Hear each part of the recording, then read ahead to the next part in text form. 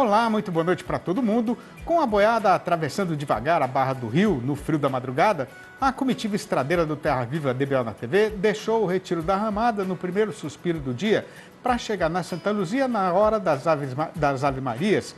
E estando agora já descansada da lida, convido os companheiros desta freguesia para se chegar e escutar as histórias que a gente tem para contar. Começando então esta função novidadeira com a recitação da nossa prosa brideira do dia. Com toda essa trapeira provocada pela suspensão da exportação de carne bovina brasileira para a China, a gente acabou não tendo tempo de comentar aqui com os companheiros e as companheiras boiadeiros e boiadeiras uma novidade da maior importância a respeito do calendário de retirada da vacinação contra a aftosa do rebanho nacional. O caso acontecido foi que, na semana passada, o chamado Bloco 4, que é formado por 10 estados das regiões Sudeste, Centro-Oeste e Nordeste, fez uma reunião virtual e resolveu que vai continuar aplicando a injeção no seu gado até o final de 2022, deixando só para 2023 o passo decisivo e definitivo de parar com a imunização. Conforme a da sabedência geral, todos os estados desse grupo já têm o atestado internacional de área livre da febre desgracenta com vacina e estão cumprindo aí o roteiro determinado para subir para o mais alto e derradeiro degrau dessa classificação. O problema é que esse trieiro a ser seguido é de fato muito complicado e cheio de exigências que não podem ser atendidas só pela metade, porque isso logicamente representaria um grave risco para a sanidade da boiada. Além disso, levando em conta a necessidade de fazer tudo com muita prudência, os participantes da reunião reforçaram a combinação de que os 10 estados devem avançar juntos, porque assim um ajuda o outro em caso de precisão e principalmente um não vai acabar virando uma ameaça para o outro se por acaso atrasar ou errar alguma coisa na hora de tomar as providências requeridas. O mesmo encontro internético também serviu para dar seguimento no planejamento do que vai ser feito daqui para frente pelos estados do grupo, que juntos têm uma gigantesca boiada de 130 milhões de cabeças, o que representa 60% de todo o rebanho brasileiro. Na lista das tarefas que devem ser cumpridas estão, entre outras coisas, o fortalecimento dos serviços veterinários oficiais e o pleno envolvimento de todo o povo do setor nesta empreitada. Pois então a conclusão é de que a decisão tomada pela turma foi perfeitamente acertada. Primeiramente porque esta questão da retirada da vacinação é muito delicada e não pode ser resolvida assim de assustado. E segundamente porque vale muito mais a pena andar devagar e chegar no destino do que arriscar de tropeçar no caminho e deixar acontecer algum desatino, né? Sem descuidar do tempo que é o senhor desta nossa apresentação, a gente pede o consentimento das companheiras e dos companheiros que estão aí na frente da televisão para fazer um intervalo ligeiro, ficando prometido e garantido que não vai demorar nada para a função ser retomada. Dos tantos inimigos que o gado tem de enfrentar ao longo do seu desenvolvimento, de certo que os vermes estão entre os que causam mais sofrimento. Pois então, para saber quais são as novidades no enfrentamento dessa consumição, a gente chama agora para participar da função o companheiro apresentador e repórter Pedro Costa. Hoje vamos falar sobre o bem-estar animal que está ligado ao controle de parasitos no plantel. Mas para evitar desperdícios e ter eficácia no controle, uma alternativa defendida para quem entende do assunto é aplicar um controle integrado, a partir do uso de moléculas de combate simultâneo a diferentes parasitos. Sobre esse assunto eu converso agora com o médico veterinário Otaviano Pereira Neto, técnico da Elanco Saúde Animal. Olá, Otaviano. Olá, Pedro. Uma satisfação, a oportunidade de estar aqui com vocês e conversar sobre um tema tão relevante como é o controle parasitário. O prazer é todo nosso. Otaviano, explica para quem está em casa como funciona esse sistema integrado. O sistema integrado, ele visa principalmente a gente trabalhar não só o controle do parasito como antihelmíntico, como antiparasiticida, mas também levando em consideração o ambiente, toda a história que está envolvendo esse sistema de produção e também a genética dos animais. É muito mais enxergar o sistema como um todo, como o próprio nome diz, integrando diferentes tecnologias para chegar num objetivo comum. Hoje, isso começou nos anos 80 e cada vez mais nós temos avançado na ciência e aprimorado os conceitos de como controlar bem os parasitos de forma racional e sustentável. Otaviano, é comum o pecuarista ver na propriedade a incidência simultânea de vários parasitos, né, como verme, carrapato, moscas variadas, enfim. Em quais situações o pecuarista pode aplicar esse controle na propriedade? É exatamente o que nós vemos no mundo real. Quando a gente fala de controle do carrapato, naquele mesmo animal, muitas vezes ele tem carrapato, vermes e até moscas, berne, por exemplo. Ou seja, vários parasitos atuando simultaneamente no mesmo animal. A estratégia de controle visa exatamente usar um produto que, se possível, atue em mais de um desses parasitos, de uma forma que eu tenha um controle muito mais rápido e, principalmente, garantindo a saúde do animal. Essa separação, na vida real, ela não existe. O animal ele vai ter carrapato e provavelmente ele vai ter outro parasito. Então, quando eu trabalho de forma integrada, eu tenho uma resposta muito mais impactante e que garante a produtividade do seu animal. E como vocês chegaram nessa técnica, né, de aplicar moléculas de forma simultânea? Como é que surgiu essa necessidade? Nós temos em nosso portfólio uma vasta gama de diferentes ativos terapêuticos. Quando nós vemos e conseguimos estudar o comportamento de cada parasito, nós podemos buscar qual é aquela molécula que consegue agir simultaneamente num parasito ou no outro e colocar isso dentro de um sistema lógico de produção.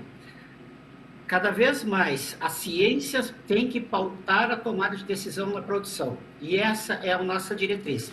A ciência como principal caminho para que a gente tenha a produtividade. Nós fomos por muito tempo no meio rural pautados pelo empirismo.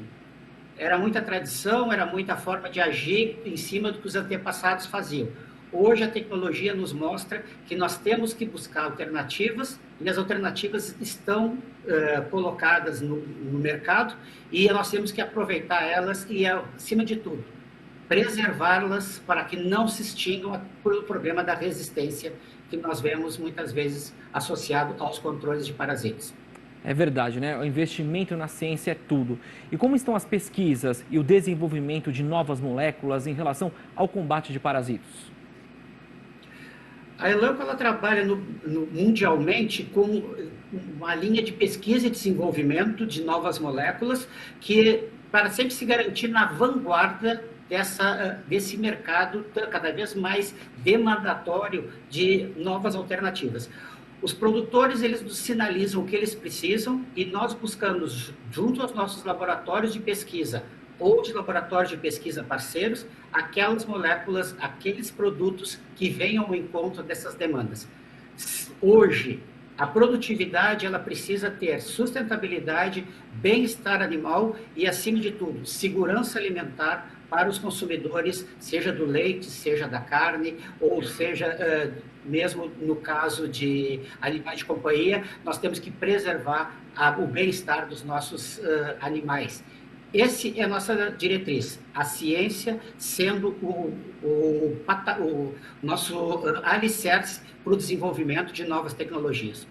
Com certeza, né? E de que forma vocês estão ouvindo esses pecuaristas, né? Atendendo a demanda, né? Aproveito também para perguntar qual é essa demanda hoje atual que a pecuária pede para os cientistas, pede para a comunidade aí que faz essas pesquisas e desenvolve esses produtos. Nós vemos, Pedro, uma série de parasitos que podem estar afetando em cada um dos diferentes sistemas de produção. O carrapato é uma grande preocupação e as doenças transmitidas por ele, como a tristeza parasitária, babesiose e anaplasmose, elas têm se demonstrado uma grande preocupação por parte dos pecuaristas, principalmente na bovinocultura. Nós temos moscas que transmitem uma série de doenças, tanto as moscas hematófagas como as moscas domésticas. Elas transmitem, por exemplo, no caso da mosca doméstica, ela transmite mais de 100 doenças diferentes. Essas doenças, elas podem prejudicar tanto a produtividade, como, inclusive, inviabilizar sistemas de produção bastante espalhados pelo país. O que a gente tem que observar? Quando eu pego um sistema de produção e eu consigo ter ele comunica para os laboratórios o que precisa ser feito, é o melhor caminho. Nós temos uma gama de profissionais que estão juntos no meio rural com os produtores e são o nosso canal de contato e comunicação para entender o que o mercado precisa e nós desenvolvermos e atender essas demandas. E, Otaviano, por que o controle parasitário na pecuária ainda é um dos principais desafios do produtor? Sem dúvida, todo investimento que se faz na pecuária, seja em nutrição, seja em reprodução, seja em genética, muitas vezes eu não tenho o resultado esperado, porque os parasitos eles vão impactar através da sua ação, que a gente chama do parasitismo, acabam diminuindo a resposta de todos os investimentos que o produtor faz. Com isso, nós podemos considerar que o controle parasitário ele é o caminho, ele está no meio entre o investimento em nutrição, genética, sanidade e a resposta final que o produtor busca. Então, hoje, nós temos que buscar, dentro do controle parasitário, a maior eficiência para que o animal tenha uma resposta que realmente venha ao encontro do que o produtor busca. Esse é o nossa diretriz e a gente tem trabalhado já há muitos anos focados nesses princípios. Agora, rapidamente, Otaviano, tem algum trabalho de prevenção? Olha, a prevenção, fundamentalmente, ela vem no momento correto de aplicação, o uso correto da molécula e, acima de tudo, a capacitação das pessoas que estão envolvidas. O melhor produto veterinário não aplicado corretamente não dá a resposta que nós esperamos.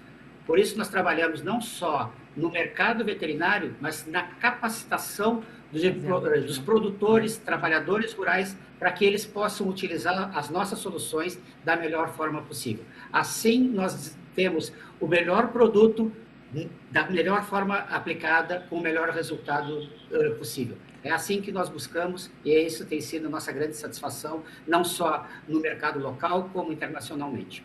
Tá certo, então, Otaviano, muito obrigado pela sua participação.